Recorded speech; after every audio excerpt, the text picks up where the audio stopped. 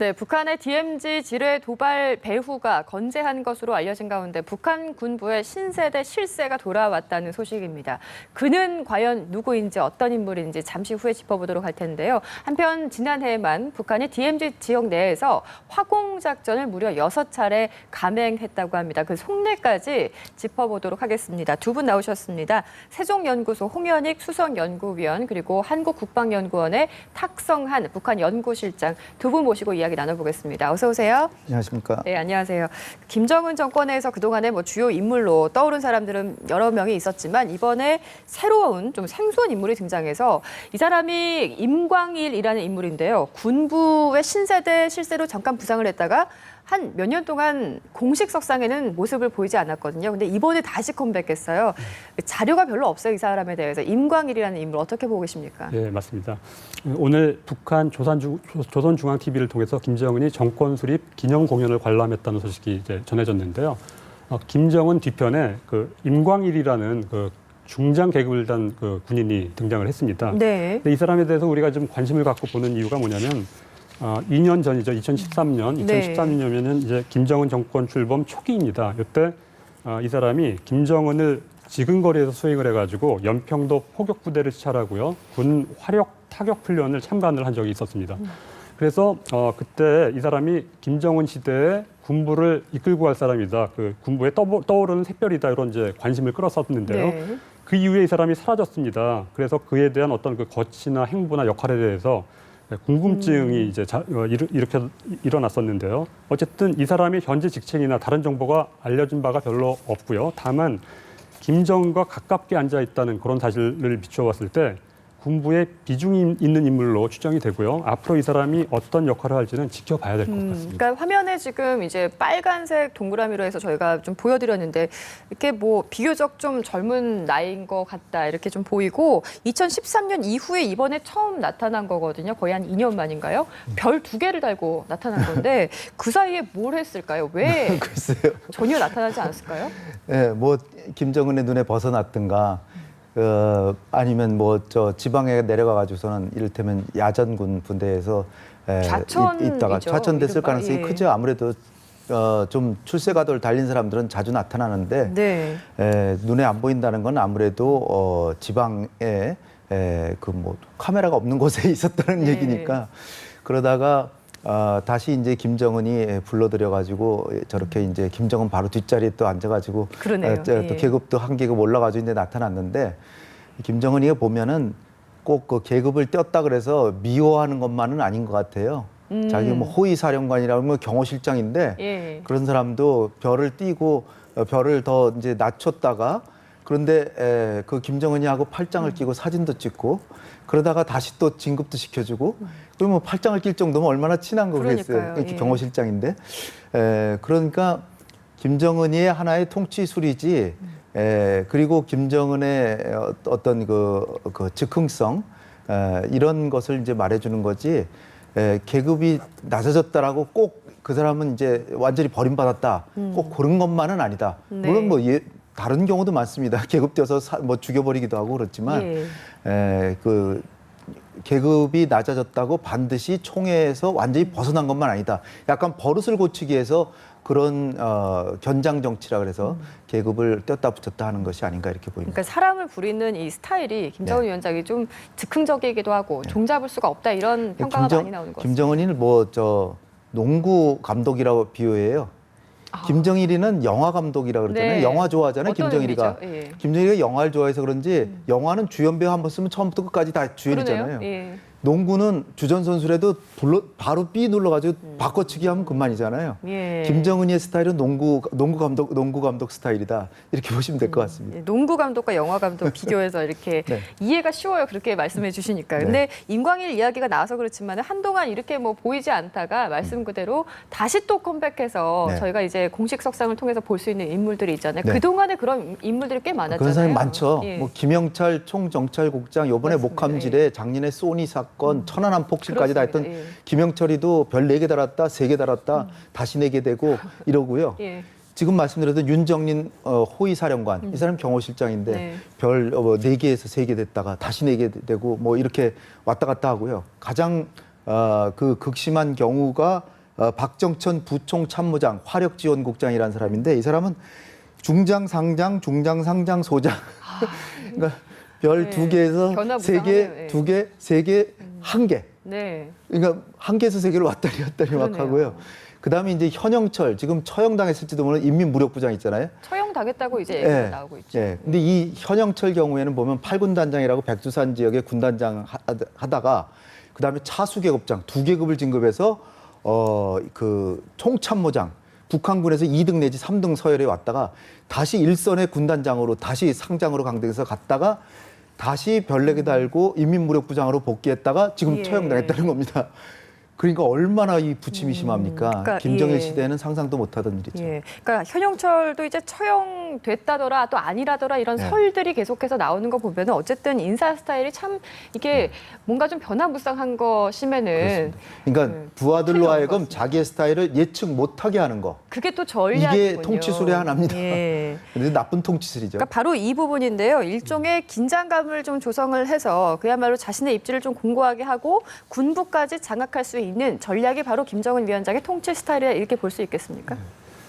이런 문제는 이제 전문가들 사이에 많이 논의가 됐습니다. 근데 그 김정은의 어떤 군수 내부 인사 교체나 네. 숙청 정책 이런 걸 보면서 이 사람이 적어도 독재 정치의 ABC는 아는 것 같다 이런 평들이 많이 나옵니다.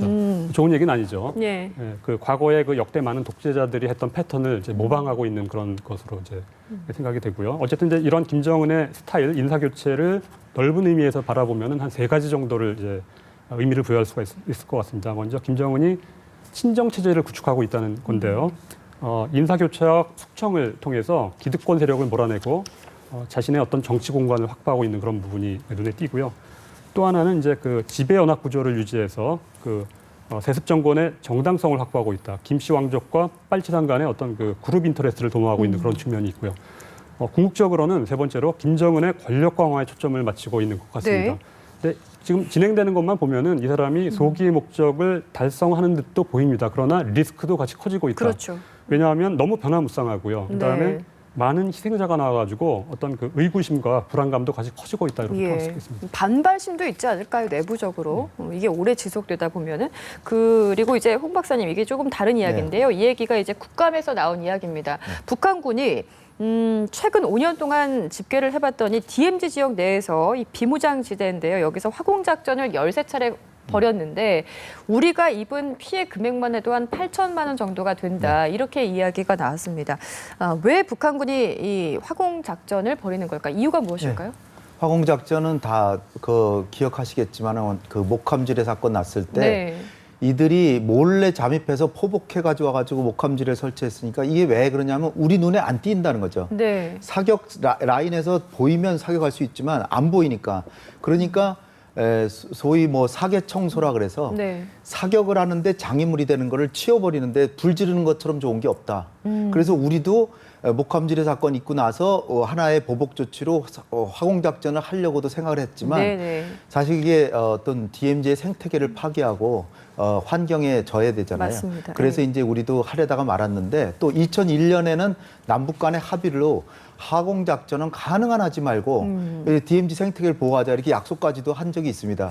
그런데 이제 2011년에 2차례, 2012년에 3차례, 2013년에 한 차례인데 작년에는 6차례나 화공작전을 북한이 펼쳤다는 겁니다. 그래서 그 지역에 우리가 CCTV도 설치하고 통신선 같은 게 있잖아요. 예. 그 전선줄 같은 게 이제 불이 나니까 다 타버리는 거죠. 그러니까 그 전선줄 그게 값이 비싼가 봐요. 그래서 그게 수천만 원의 피해를 입었다 이런 내용입니다.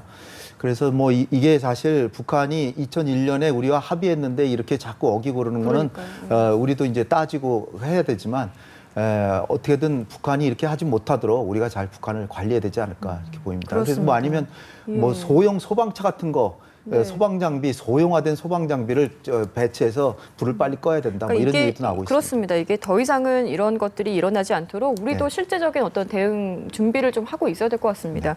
화제를 조금 돌려볼 텐데요. 북한 이제 경제 사정에 대한 이야기를 조금 드려보겠습니다. 북한 경제가 뭐 성장률이 1% 미만이다 이런 이야기는 꾸준히 나오고 있지만 그 수도인 평양하고요. 또 그 외의 지역에 대해서 빈부격차가 이렇게 심하다고 합니다. 사회주의 국가, 공산국가에서 문득 이 빈부격차가 있을 수가 있나라는 생각이 들기도 한데요. 그 정도가 어느 정도 심각합니까? 네, 일단 배경 설명을 조금 말씀드리자면은 북한이 사회주의를 표방을 하고 있고요. 기본적으로 균형적인 소득 분배를 지향을 합니다. 네. 그런데 실제로 경제 발전 전략을 보면은 불균형 성장 전략입니다. 군사 분야를 우선시하고요. 그다음에 중공업 분야를 육성하려고 노력을 해오고 있습니다. 그러다 보니까 경공업이나 농업 부분이 이제 피해를 받고 있고요. 희생이 되고 있고요. 그다음에 도농관의 격차가 존재를 해오고 있습니다. 이거는 뭐 네. 옛날부터 존재해왔던 얘기입니다. 근데 이런 배경하에 북한 정권 입장에서 보면은 특히 이제 핵심 권력층이 평양에 많이 거주를 하고 있기 때문에 이들에 대한 처우나 생활 여건 개선이 중요합니다. 의미가 있고요. 김정은 시대에 평양을 지금 말씀하신 대로 이렇게 더욱 띄우는 이유는 제가 볼 때는 두 가지 정도 볼 수 있는데 통치 기반 강화의 목적이 하나가 있고요. 또 하나는 대외 선전용 의도도 있는 것 같습니다. 아시다시피 5.24 조치로 이제 경제 악화가 되고 있는데 김정은은 아마 이렇게 얘기하고 있는지도 모르겠습니다. 우리는 끄떡 없다. 그런 내용이 의미가 있지 않나 그렇게 생각을 해보겠습니다. 네, 그 평양하고 그 외 지역에 있는 주민들하고 권력 계층이 확실히 다르지 않겠습니까? 네. 그런데 북한에서는 뭐 우리처럼 이사를 가고 싶다고 해서 자유롭게 이사를 다닐 수 있는 구조가 아니다 보니까 평양에 그러면은 왜 인구가 이렇게 많이 분포돼 있을까? 처음부터 그렇게 계획적으로 분포가 돼 있던 건지 아니면 그 이후에 어떤 변화가 있었던 겁니까? 뭐 아예 처음부터 그렇게 뭐 아주 집중됐던 건 아니고요. 지금 네. 한 14% 됩니다. 북한 인구의 14%가 평양에 사는데 북한이 2,500만이라 그러면 평양에 300만 정도가 예. 사는데 평양 면적도 최근에는 조금 넓어져 가지고 인구가 늘어난 측면도 있지만 김정은이가 결국은 북한은 평양공화국이라 해도 과언이 아니라 할 정도로 네. 평양에 사는 이 12%, 13%의 북한 주민들은 그야말로 특권층만 살 수 있고요. 부유층인 네. 거죠. 뭐 그러니까 그렇죠. 북한에서 제일 상류층이고 그리고 지방에는 지방의 최고 간부들 예. 그 사람들은 평양 사람들이나 다름없이 잘 살죠. 예. 물론. 근데 그 사람들은 그 평양에 있는 김정은을 왕으로 치고 총독처럼 다스리는 거고 김정은이도 주로 평양에 살잖아요. 그러니까 김정은이가 자기가 시찰하고 그런 게 주로 평양이고 평양 시민들의 사랑을 받으면서 산다 이런 마음을 갖기 위해서 평양을 특권을 베푸는 거죠. 그래서 아주 역설적으로 말하면 사회주의 국가라고 하는 거는 그 지방과 도시 그리고 지역 간의 차이가 없고 계급 간의 소득 격차가 없는 것이 지향하는 건데 오히려 북한 같은 경우는 평양과 지방의 격차가 너무 심해서 아주 쉽게 말씀드리면 평양 같은 경우는 우리 대한민국의 1990년대 초반 정도 된다고 보고요. 예. 지방은 1950년대. 그러니까 굉장히 한 심하네요. 30-40년의 차이가 이제 존재하는 거고요. 그리고 또 아주 역설적인 게 평양의 사람들은 배급을 해줘요. 네. 오히려 평양 사람들 특권이라는 게 배급을 받는 네. 거예요. 그리고 지방에는 훨씬 못 사는데 그 사람들은 너희들끼리 먹고 살아라. 자급자족. 어떻게 보면 예. 지방은 포기한 정권입니다. 그래서 언젠가는 지방 같은 데서 폭동이 날 가능성도 배제하기는 어렵죠. 그거를 네. 아주 그 강압 정치로서 억압하고 있지만 지방에서는 정말 사람 사는 꼴이 아니니까 불만이 잔뜩 있고 그런데 최근에는 이제 점차 평양의 사람들이 잘 살고 있는 것이 알려지잖아요. 알려지니까 더 화가 나는 거죠. 그렇지만 김정은이는 자기가 평양에 살고 평양의 당과 군의 최고 간부들이 다 거기 있으니까 그 사이에서 자기는 통치를 잘한다. 이런 자기 망상 속에 사는 거고요. 또 아까 말씀하셨던 것처럼 평양은 외부에 보여주기는 쇼윈도우 역할을 하기 때문에 그렇죠. 우리도 있잖아요. 평양을 여행하고 와서 서울에 와가지고 평양 뭐 북한에 뭐 사람 살만하더라 하는 사람 있잖아요. 예. 그게 바로 평양만 가보면 그렇습니다. 예. 우리나라 1990년대니까 예. 그렇게 보면은 김정은이로서는 외부에는 그래도 북한 체제가 어느 정도 산다는 걸 보여주기 위해서 평양만큼은 잘 살게 해주려고 그러는데 모든 인프라 건설이라든지 배급이라든지 뭐 각종 그 경제적인 혜택은 다 평양에 다 집중해서 하고 지방은 거의 내팽개치니까 빈부격차는 점점 더 심해지는 거죠. 그러니까 외부에 보여주기 위한 모습이 평양에는 거의 대부분이다 이런 말씀이신데요. 근본적으로 그 불균형 또는 빈부격차가 존재하는 구조인 것 같습니다. 아까 박사님 말씀 들어보니까 근데 김정은 정권 들어서 집권한 이후부터 이 빈부격차가 더 심해졌다고 그럽니다. 김정은이 특히나 이 평양 발전에 좀 집중하고 있는 그런 이유가 있을 텐데요. 그건 조금 아까 이제 말씀드렸다시피 통치를 통치 기반을 강화시키기 네. 위한 그런 목적이 있는 것 같습니다. 그리고 조금 이제 재미있는 말씀을 드리자면은 저희가 어느 정도 북한이 빈부격차가 심한지 예. 조금 이제 살펴보면은 진위계수라는 개념으로 한번 저희가 개괄적으로 북한 가서 이거 뭐 가가호 방문하면서 측정할 수는 없습니다. 근데 여러 가지 가정과 개념을 세워서 해보면은 한 0.5 정도가 나옵니다. 0.5면은 굉장히 소득 불균형도가 심한 상태입니다. 그렇군요. 우리나라가 참고로 0.3 정도가 되고요. 네. 안타깝게도 북한은 중국이나 멕시코와 비슷하게 최악의 소득 불균형 국가로 포함되고 있는 점이 눈에 띕니다. 근데 김정은 정권 출범 이후에 시장화가 진행되면서 빈부격차는 좀 더 악화되고 있다고. 그렇다고 네. 하더라고요. 근데 이게 어떻게 보면 참 아이러니한 게 아까 제가 말씀드린 부분이지만 사회주의 국가인데 어떻게 이렇게 빈부격차가 나타나는 것인가라고 이야기하시는 분들도 많으실 것 같은데 북한 말고 다른 사회주의 국가들 경우에는 어떻습니까? 과거에 1980년대 말에는 사회주의 국가들이 대체로 공평한, 균등한 소득 분포를 이뤘고요. 체코라든가 헝가리라든가 이런 나라들은 진위계수가 한 0.3 미만, 0.2 정도였습니다. 그런데 그런 나라들이 시장 경제로 넘어오면서 체제 전환을 하면서 소득 분포가 상당히 불균형하는 방향으로 진행이 됐고요. 북한도 이런 면에서 시장화가 진행되면서 소득 분포가 악화된 측면이 있습니다. 그럼 1980년대 당시에는 다른 사회주의 국가들하고 거의 상당히, 비슷한 수준이었다가 그렇게 지금은 조금 바뀌었다 이렇게 말씀을 해주셨는데 역으로 이야기를 하면 박사님 이런 빈부 격차 때문에 평양 이외 지역 주민들은 삶이 많이 이제 폭동이 아까 전에 일어날 수도 있을 가능성이 있을 만큼 피폐하다 이런 이야기인데 탈북하시는 분들 있지 않겠습니까? 뭐 최근도 있고 과거에도 있었던 일이지만 탈북하는 분들이 계속 생기고 있는데 이런 빈부격차 때문에 탈북하시는 분들은 아마 최하위 계층이라고 보면 되겠네요. 그러면? 그렇죠. 또 최하위도 있고 아니면은 중국이나 이런 데서 통해 들어오는 북한보다 다른 데 사는 게 훨씬 좋다라고 해서 기회를 찾아 떠나는 사람도 있고 절대 빈곤으로 무슨 영화에도 많이 나오잖아요. 가족을 먹여 살리기 위해서 도저히 북한에서는 가게를 꾸려나갈 수 없으니까 가장이나 또는 어머니가 혼자 중국에 가서 막노동을 하거나 뭐래 가서 돈을 벌어가지고 다시 돌아오기 위해서 탈북하는 사람도 있고 그래서 탈북하다 보니까 대한민국은 이렇게 잘 사는구나. 그래서 서울까지 오기도 하고 이제 이런 상황들이 이제 발생하는 거죠. 근데 김정은이가 결국 어떻게 보면 자기 나름대로는 통치자로서 지방도 잘 살게 해주고는 싶겠죠. 그러나 능력이 없는 거죠. 능력이 없는 거고 그리고 왕조적인 경영을 하다 보니까 어떤 합리적인 경영이 안 되고 또 개혁과 개방을 하지 않고 특권층에게 계속 특권을 주다 보니까 공정한 경제 질서가 되지도 않고 그런 상황에서 자기가 점점 김정은이 같은 경우는 자기가 권력이 약하다고 하는 강박관념을 갖고 있기 때문에 자기 주변에 있는 사람들은 더 잘해줘서 자기는 안정감을 상대적으로 누리려고 하는 그런 심리적인 효과가 있지 않을까 이렇게 생각이 됩니다. 그러니까 김정은이가 함경북도나 이런 데는 거의 시찰조차 가지 않습니다. 잘못하다가 거기서 반란이나 잘못하면 총 맞을까 봐 걱정이 돼가지고 함경북도 같은 데는 일선 지역에 시찰을 하지를 않아요. 아예. 그럴 정도로 상당히 지금 심리적으로도 위축돼 있고 그런 마음은 점점 더 평양에는 오히려 뭐 돌고래 쇼장이라든지 승마장, 문수 물놀이장 해가지고 온갖 사치하는 사람들도 있고요.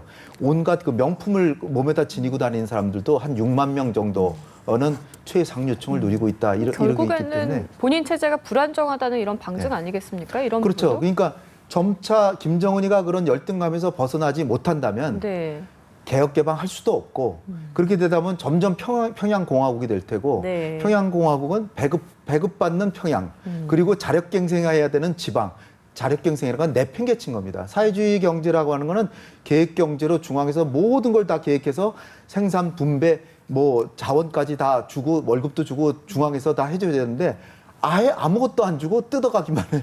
그러니 그 불만이 어느 정도겠습니까? 그러니까 점차 북한을 이탈하는 주민들이 대량으로 늘어날 가능성을 배제하기 어렵다 이렇게 됩니다. 저희가 이제 북한의 빈부격차에 대해서 이야기를 나눠보고 있는데요. 생활적인 부분에 대해서는 빈부격차 굉장히 심각하다 이런 부분을 오늘 알 수가 있었습니다. 그런데 제가 이 얘기를 듣고 조금 이해가 안 갔던 부분이 군대라고 하면은 밥은 먹지 못하지만 군대는 지원하는 것이 북한이라고 알고 있었거든요. 그런데 이 군대에서도 빈부격차가 있다고 합니다. 북한 군부대마다 자급자족을 해야 되는데 그러다 보니까 군대마다 그 사정이나 살림살이가 다 다르다고 들었어요. 이런 일은 왜 일어나고 있는 겁니까? 예, 기본적으로 북한군은 일종의 그 둔전제라는 개념으로 운영이 되고 있습니다. 이게 뭐냐면은 예.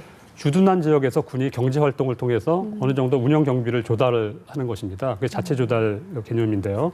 물론 이제 중앙에서 보급받는 어떤 조달품이 따로 있죠. 뭐 이제 뭐 인건비라든가 여러 가지 있는데 그런데 이제 2012년 말 2013년도에 김정은이 군부대에 대해서 나라에 손 벌리지 말고 좀 알아서 해라 이런 식으로 하면서 자체 조달 노력을 더 강화하도록. 그러니까 군대 지시를 지원할 내립니다. 수 있는 능력이 없다는 얘기인가요? 그것도 있지만 자체 예. 조달이라는 걸 원래 시행을 합니다. 그런데 주로 이제 콩이나 옥수수처럼 부식입니다. 부식 같은 것을 예. 재배를 해서 하는데 이제 군부대가 입지가 다르지 않습니까? 그러니까 해안가 부대 같은 경우는 어획 자원이 있기 때문에 나름 이제 풍족한 그런 그 여건이 되는데 그 겨호지에 사는 그런 주둔한 군부대 같은 경우는 상당히 형편이 어렵습니다. 그래서 위화감과 사기가 저하되는 그런 문제가 있는 것 같습니다. 네, 그렇습니다. 군대까지 이렇게 자급자족을 하고 있는 상황입니다. 그 마지막으로 저기 짧게 좀 부탁드리는데요. 이야기를 좀 쭉 들어보니까 김정은 정권 자체가 위협받을 수도 있겠다. 이게 시간이 더 흐르면 이런 생각이 듭니다. 그 북한에서 어떤 판단을 하고 어떤 시행을 좀 해야지 이 위기를 좀 벗어날 수 있겠습니까? 김정은이 있는 선택은 두 가지입니다. 크게 바로 경제 정책으로 볼 때 개혁 개방을 하느냐, 네.